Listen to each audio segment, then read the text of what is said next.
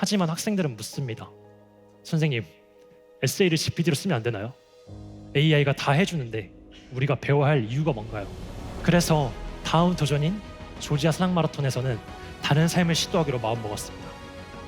낮에는 54도, 밤에는 영하의 기온을 오가는 극한의 환경 속에서 이것도 버티지 못하면 아무것도 못한다는 생각으로 물집이 터지고 짓눌러 오는 어깨의 고통을 참아가며 5박 6일을 버텼습니다.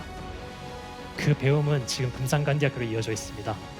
학생들과 함께 배우며 저는 확실하게 알게 됐어요. 오늘 제가 여러분과 나누고 싶은 이야기는 바로 이것입니다.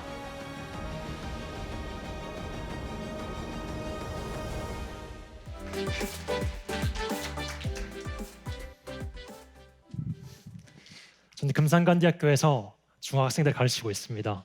영어와 수영 수업을 담당하고 있고, 특히 학생들이 직접 문제를 찾아 해결하며 배우는 러닝 바이 듀잉 수업이라는 과목을 담당하고 있습니다. 그런데 저를 소개할 때 빠질 수 없는 이력이 하나 더 있습니다. 저는 누적 750km의 사막을 뛴 마라토너이자 누적 3000km의 순례길을 걸은 극지 탐험가이기도 합니다. 신체의 극한을 밀어붙이며 지구의 여러 곳을 모험했습니다. 오늘 제가 여러분과 나누고 싶은 이야기는 바로 이것입니다. 저는 한때 혁신이 무엇인지 오해하고 있었습니다. 일론 머스크나 샘 얼트만처럼 번뜩이는 아이디어로 세상을 바꾸는 것이 혁신이라고 생각했거든요. 사막을 달리고 학교 현장에서 학생들과 함께하면서 제가 놓치고 있던 것이 무엇인지 배웠습니다. 여러분은 어떻게 생각하시나요? 혁신은 개인의 천재성일까요? 아니면 우리가 함께 만드는 무엇인 걸까요? 저는 사실 시민을 돕는 경찰이 되고 싶었습니다. 하지만 색약 판정을 받으면서 그 꿈을 내려놔야 했습니다. 그 이후로 저는 많은 방황을 시작했습니다. 이제 나는 뭘 해야 하지? 아마 여기는 많은 청년분들도 공감하실 것 같습니다. 20대를 살아가고 있고 30대를 살아가고 있고, 내가 여기서 뭘 해야 되지? 난 어떤 삶을 살아야 할까?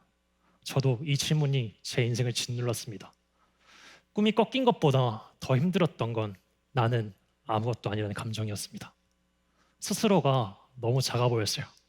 그 꿈이 나의 가치를 꺾어버렸던 사실이었습니다. 그런데 어느 날 TV에서 한 사람이 사막을 달리는 영상을 봤습니다. 설명할 수 없는 마음의 울림이 느껴졌어요. 저건 미친 건가? 아니면 나도 할 수 있을까? 그 울림을 따라가기로 결심했습니다. 그때 남은 시점이 정확히 일주일이었어요. 지금 생각해봐도 정말 무모한 도전이었다고 생각합니다. 하지만 인생에는 계획보다 용기가 먼저 필요한 순간들이 있습니다. 그 순간이 바로 그때였습니다. 준비 기간이 짧은 만큼 저는 많은 것을 잘 몰랐어요. 결국 대회에서 참가한 선수 중에서 가장 무거운 17kg짜리 배낭을 메고 사막에 들어갔습니다. 군대를 다녀오신 분들은 알겠지만 17kg라면 거의 군장 수준이거든요. 그걸 메고 모래 위로 걸었습니다. 낮에는 54도, 밤에는 영하의 기온을 오가는 극한의 환경 속에서 이것도 버티지 못하면 아무것도 못한다는 생각으로 물집이 터지고 짓눌러 오는 어깨의 고통을 참아가며 5박 6일을 버텼습니다. 제 기록은 꼴찌에 가까웠지만 하루하루 버티다 보니 완주라는 선물이 저에게 찾아왔습니다. 저는 꿈을 잃고 아무것도 아닌 사람이라고만 생각했습니다. 그런데 그 일주일이 제 인생을 통째로 바꿨어요. 이제 방황하고 약한 영혼이 아니구나. 나는 할 수 있는 사람이다. 라는 자신감이 생겼습니다. 사막을 건너면서 제가 얻은 자신감은 진짜였어요. 하지만 뭔가 이상했습니다. 완주를 했는데 마음이 텅 비어 있었습니다. 왜 이렇게 내 마음이 공허할까? 자신을 돌아보니 답이 보였습니다. 극한의 환경에서 제 생존만을 위해 발버둥 치다 보니 주변 사람들을 살피지 못했던 거예요. 그리고 제가 고백할 건 어느 순간 타인의 시선을 먼저 생각하고 있고 제 스스로의 인정보다 타인의 기대를 너무 바라고 있었습니다. 그런 생각을 하는 제가 너무나 부끄러웠어요. 저는 제 기록만 생각했을 뿐 옆에 있는 누군가의 힘들어하는 모습을 외면했습니다. 그래서 다음 도전인 조지아 산악 마라톤에서는 다른 삶을 시도하기로 마음먹었습니다. 함께 걷는 삶, 완주보다 동행의 가치를 찾기 위해서였습니다.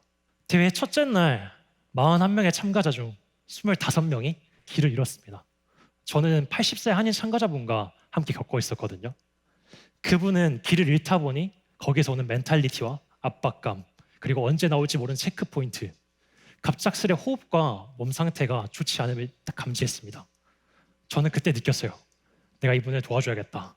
상태를 체크하고 가방을 들여들며 보조 역할을 했습니다. 다행히 체크 포인트가 나왔고 안정을 취하며 캠프로 이동할 수 있었습니다.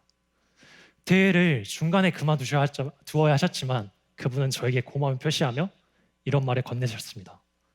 갈 수도 있었는데 옆에 있어줘서 진심으로 고맙다.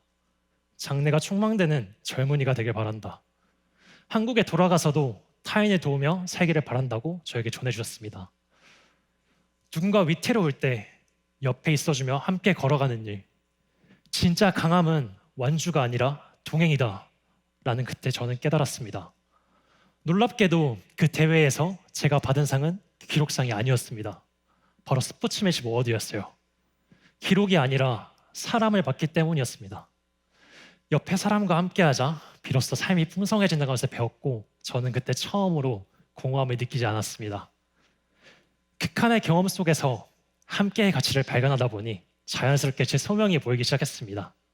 경찰의 꿈은 내려놨지만 저도 사회에 기여하고 싶은 마음이 들었어요. 어떻게 할까 고민하다가 깨달았습니다. 제가 가장 잘할 수 있는 것, 가장 하고 싶은 것을 제 미래 세대와 함께하는 것을 걸요. 특히 다음 세대가 저처럼 꿈을 잃고 헤매지 않도록 그들이 서로와 함께 성장하는 경험을 만들어주고 싶었어요. 그때 마침 금산간디학교를 알게 됐습니다. 사랑과 자발성을 교육 철학으로 하는 학교였어요. 제 할아버지께서도 사회에 베풀라는 뜻을 전해주셨기 때문에 저는 금산간디학교의 문을 두드렸습니다. 여기서의 저의 교육은 제가 받았던 입시 위주의 교육과는 완전히 달랐습니다. 저는 새로운 실험들을 하기 시작했어요. 러닝 바이 듀잉이라는 과목을 학생들과 함께 만들어가고 있습니다. 이 수업은 학생들이 단순히 배우는 과목이 아닙니다. 학생들이 스스로의 문제를 찾고 그 문제를 해결하기 위해 움직입니다. 학교의 활동들을 보면 저희는 함께 기후정의 해파랑길 도보여행을 13박 14일 동안 걸었습니다. 아이들은 처음에 이걸 왜 해야 해요? 라고 묻는 학생들도 많았어요.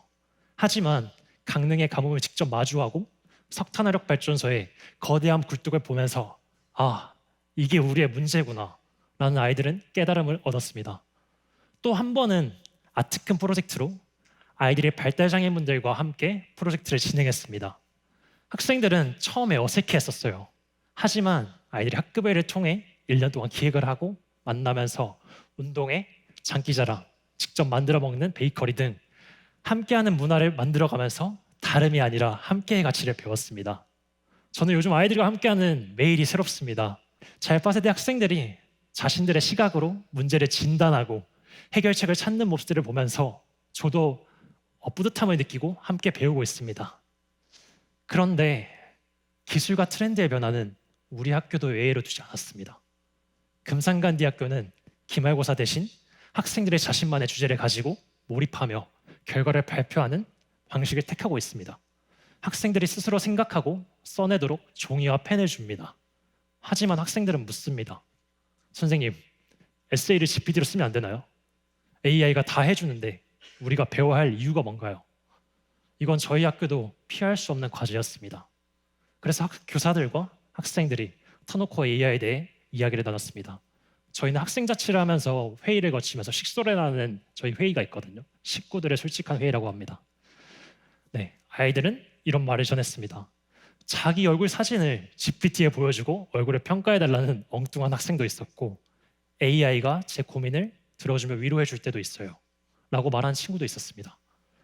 하지만 가장 인상적이었던 건 이 말이었어요.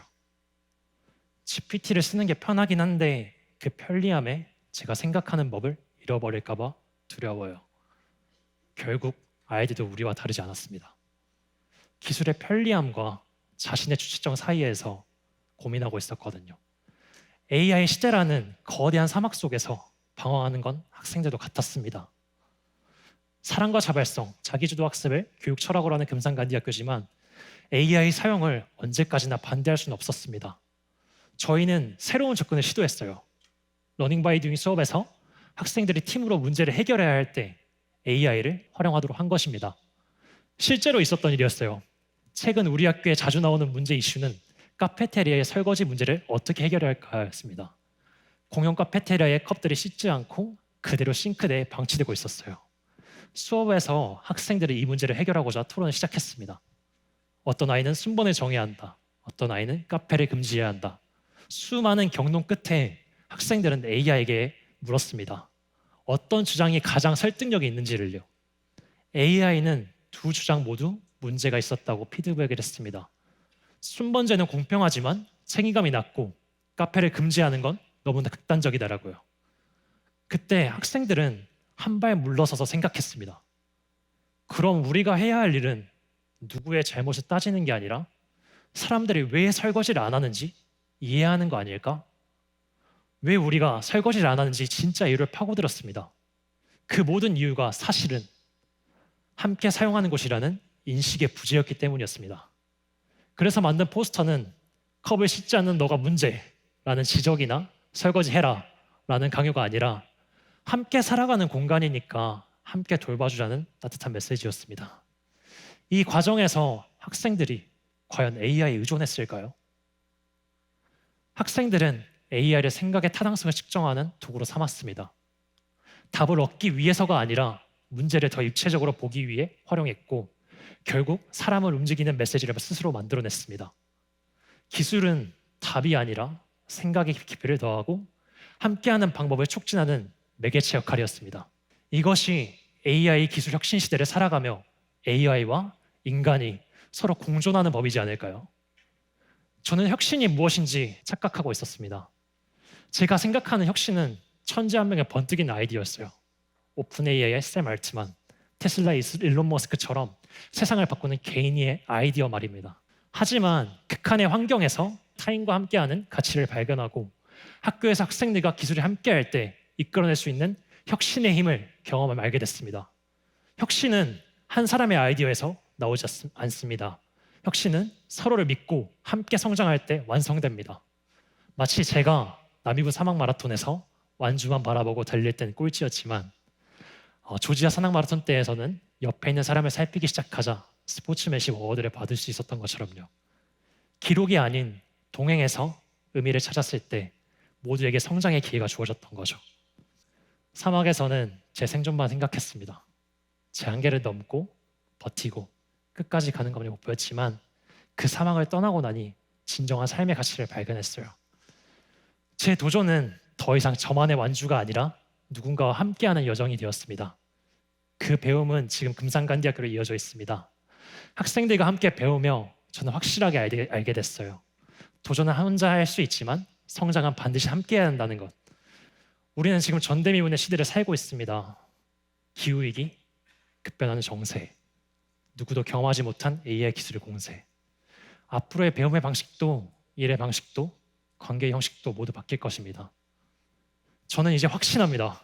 앞으로의 시대는 혼자가 아니라 함께를 선택하는 사람들이 만들 것입니다. 기술이 우리를 지배하지 않을 거예요. 우리가 기술을 의미 있게 사용할 것입니다.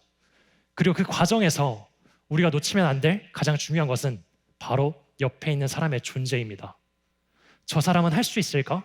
저 사람은 어려워하지 않을까? 그런 물음들, 그런 배려가 결국 우리를 다음 시대로 이끌 것입니다. 사람과 사람의 동행, 그리고 기술과 사람의 동행, 그 길을 저는 앞으로도 아이들과 함께 걸어가겠습니다. 감사합니다.